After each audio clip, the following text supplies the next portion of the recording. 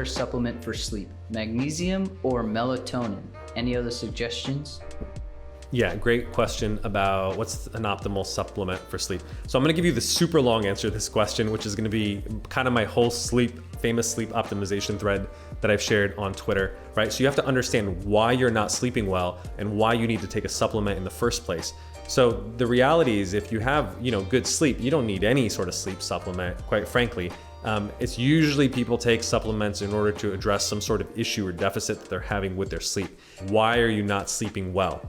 So for instance, if the major driver of your insomnia or sleep difficulties are stress or anxiety, you would probably come up actually with a different intervention or treatment than if someone's reason is because of jet lag or they're trying to sleep at a different time. That's more of a circadian rhythm issue than it is an anxiety or stress issue. If it's more stress or anxiety related, then I think it may be useful due to a combination of behavioral and potentially supplemental things in consultation with your doctor.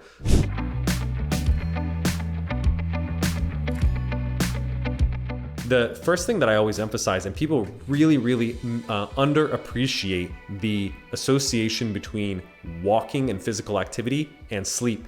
A lot of the reason that a lot of people are actually having sleep difficulties these days, specifically due to quarantine, I've said it before and it's worth saying again, is they're incredibly sedentary right now. Most people on average are getting maybe 3,000 steps a day, 3,000 steps a day, if any. I've had some clients who they didn't go out of the house and they got literally 145 steps that day. And you can imagine what that does to your body and your metabolism and your sleep when you're literally not moving around, right? So the critical thing is, I actually have this rule of thumb. It's Dr. Cam's walking for sleep rule of thumb. You want to basically walk 100 steps for every, I think, hour of sleep that you want to get, or maybe I should say 1,000 steps for every hour of sleep that you want to get. So if you're trying to get the recommended amount of 7 to 9 hours of sleep, you should be walking 7,000 to 9,000 steps per day.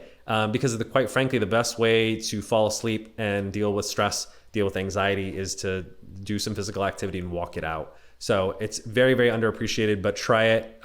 It will work really well. I'm more of a fan of trying to space out the walking all throughout the day. But if you haven't done it and you're going to bed in like an hour or two, go for a power walk. It can be incredibly helpful. If you do kind of like a 30-minute walk, you can put in a good 3,000 steps. If you're a fast walker, maybe even 5,000 steps and get the majority of that in. So that's particularly helpful.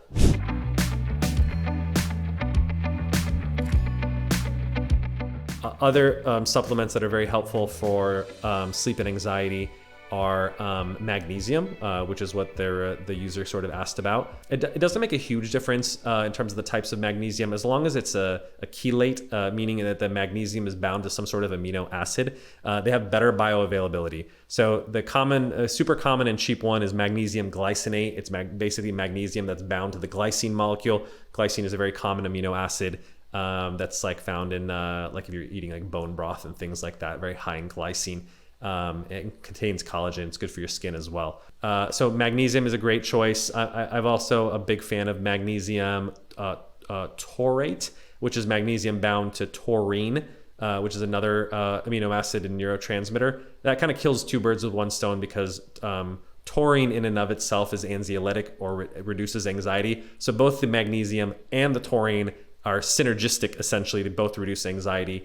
And you can kind of kill two birds with one stone. The one thing that I would pay attention to though is making sure the amount of what's called elemental magnesium that you're getting. Because the thing is, in these chelates, it's only 9-10% magnesium depending on which chelate it is. And the other 90-91% is the glycine or the taurine. And so, it's almost like it's the delivery vehicle for the compound. So the thing is, you want to try to get, depending on how much magnesium that you're trying to consume at a time, maybe 100, 200 milligrams at a time. You can probably take up to 400 milligrams a day is, I think, the recommended daily intake of magnesium. But that might mean, for instance, if you're taking magnesium taurate, in order to get 400 milligrams of magnesium, you have to take about 4,000 milligrams of the combination. So just kind of pay attention to the dosages. Good brands will tell you how much real magnesium or elemental magnesium is in it. The bad brands don't really say it. They'll just be like, oh, 1,000 milligrams. And you're like, that's not magnesium. It's the compound together.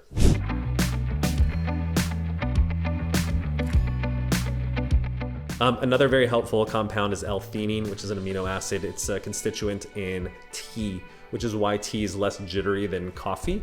It helps kind of smooth out the effects of caffeine and kind of the peripheral stimulation that people get in terms of the jitteriness. So magnesium, L-Theanine are very helpful. Phosphatidylserine is another kind of helpful supplement. It helps reduce cortisol. If you follow Dr. Peter Attia, he's a big fan of phosphatidylserine. Again, make sure you use a good brand. I like Tonic brand, and Jarrow makes a good version of phosphatidylserine. So those are all helpful supplements essentially if you're dealing with a lot of stress or anxiety. Like I said, consult with your physician. This is not medical advice. Make sure it's safe for you to do so and it fits in with the rest of your medication regimens and it doesn't have any contraindications with whatever you're taking.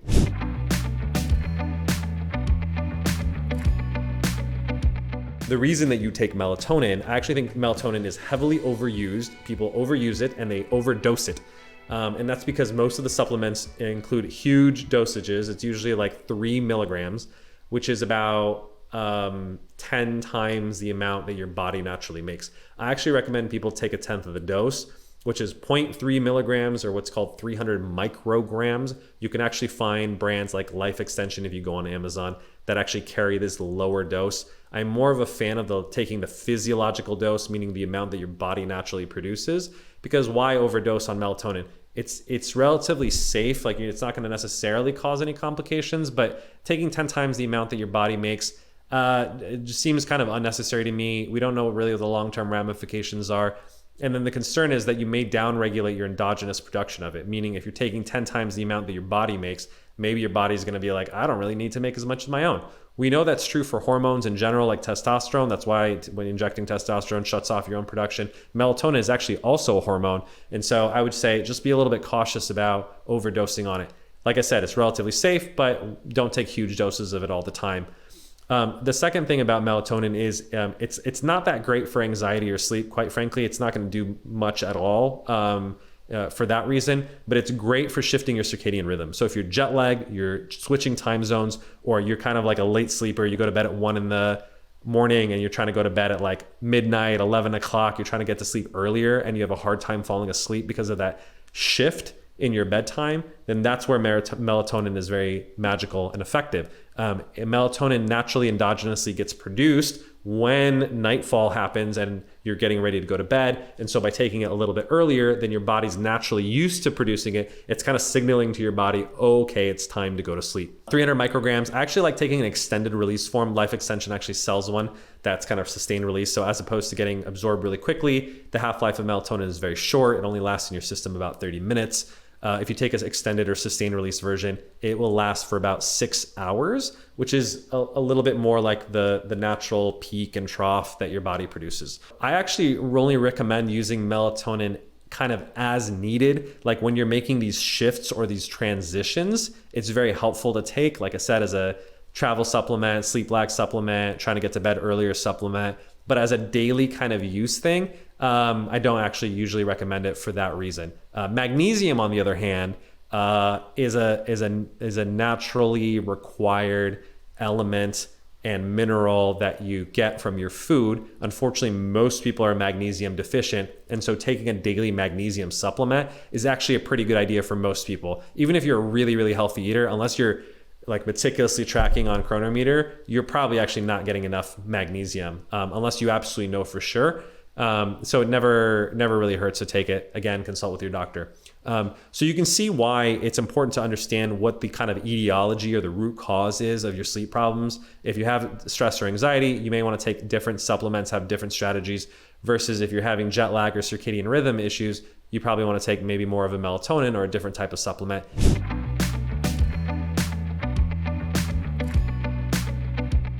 And the behavioral intervention is different too. So like for instance, if you are trying to go to bed earlier, you want to get very bright light in the morning. So that's what you want to do. You really want to avoid napping if you're trying to shift your sleep schedule to sleep earlier. You want to make sure it's obviously very dark as much as possible.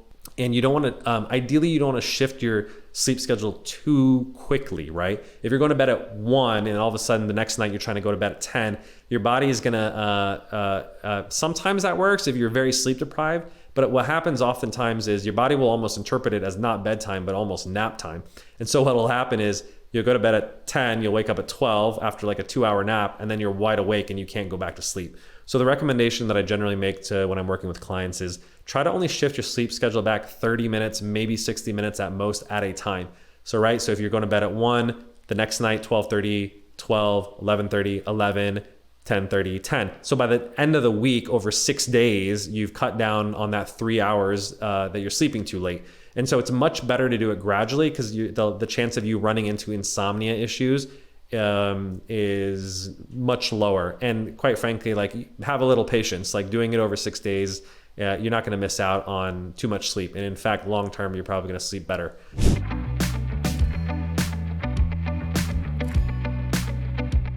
Other helpful sleep tips. You want to maintain, this is just for general, is an optimal sleeping temperature. And the thing is, it really depends on how much clothes you're wearing. It depends on how hot your body runs. Some people naturally have a slightly lower, higher body temperature depending on their metabolism, their body fat, etc., and how thick your sheets are.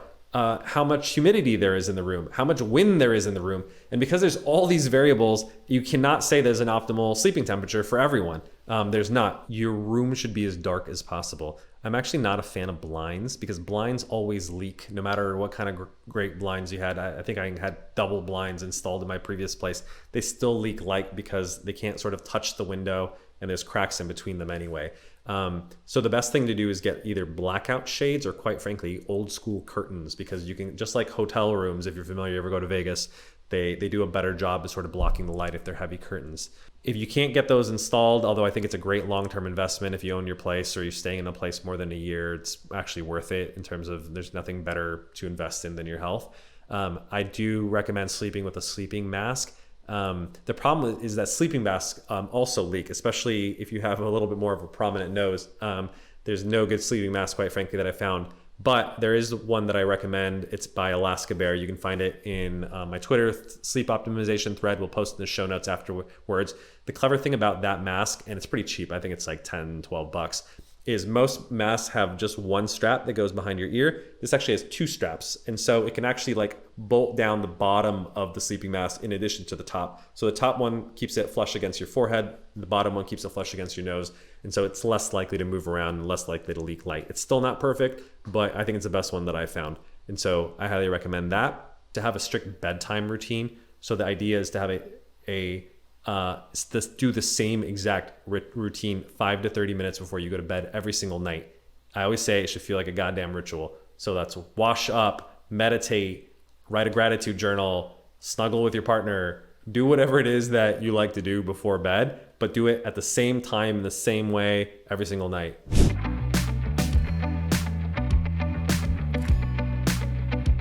This one may seem obvious, but alcohol and caffeine clearly interfere with sleep quality.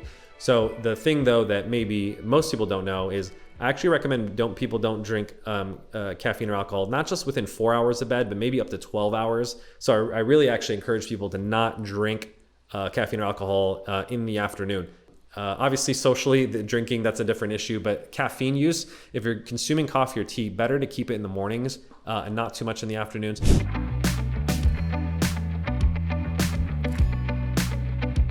The other thing that I always tell people is basically the most underestimated thing is just sleeping more. People underestimate the amount of sleep that they need. People think they get away with sleeping less than 7 hours. I don't think with rare exception of some people who are genetic freaks, basically almost everyone needs more than 7 hours of sleep, in my opinion. People who get less than 7 hours and they're waking up early either have sleeping issues, quite frankly, or they're using caffeine as a way of artificially, staying awake despite their chronic sleep deprivation. 7 to 8 hours is minimum. 8 to 10 hours, I would actually argue, if you're doing really heavy physical or mental activity. Professional athletes try to sleep closer to 9 to 10 hours a night. So if you're doing really, really heavy labor, a lot of physical activity, working out, you may want to try to sleep more.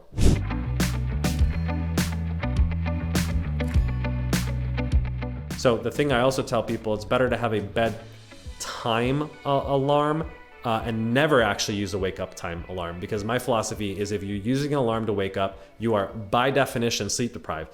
You should not be using a wake up alarm at all. You should only use it as a backup to make sure that you're not gonna like randomly oversleep one day and then miss a meeting essentially. But other than that, you're basically, if an alarm is waking you up and interrupting your sleep in order to jolt you out of bed, you are depriving yourself of sleep, because your body's saying, I want more, and you're saying, no, I'm not letting you sleep in, right? It's essentially kind of a form of self-punishment. It's masochistic in my opinion. Go to bed earlier, fix your sleep issues so that you're naturally waking up at the time that you need to, and you have enough time to take care of your kids, go to work, do whatever it is that you need to do, work out, etc.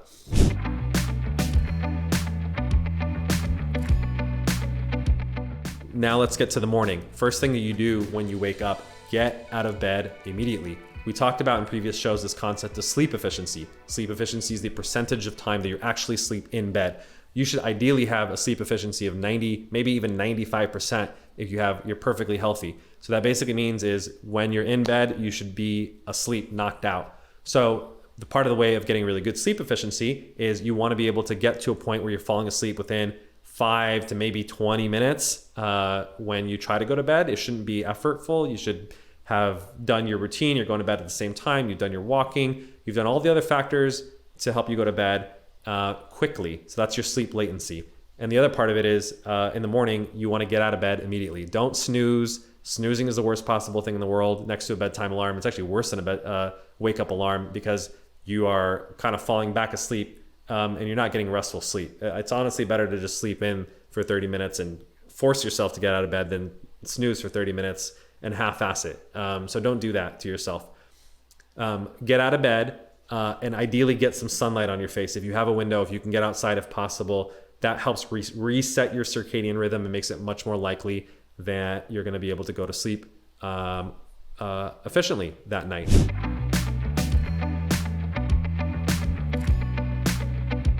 Or you have been told that you snore, and if you don't know if you snore because you don't have a partner, record yourself with an app. There's a bunch of apps out there like Snore Lab that can do that. You may have some issues with sleep apnea. It's a very common amongst people who are obese. So fixing that will actually be the biggest bang for your buck sleep intervention that you can do. It's actually more important than all the other tips that I mentioned previously. It'll literally save your life long term, because if you have obstructive sleep apnea, you are desaturating your oxygen levels, they're dropping.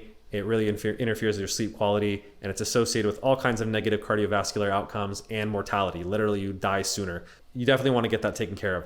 There's a lot of guys, though, who aren't particularly obese. They may not meet the full clinical criteria for obstructive sleep apnea, but they still snore because of the physiology of their tongue and their mouth. And they may desaturate and wake up very briefly multiple times a night, even if they're not doing it for long periods of time. There's really great solutions. There's oral appliances that basically shift your jaw a little bit forward. It basically prevents your tongue from falling back into your mouth, and actually cuts down on your snoring. And so even if you're not treating your sleep apnea, you can at least address the snoring. There's a lot of great dentists and orthodontists who will make that custom appliance for you, and obviously decide in their opinion whether you need it or not.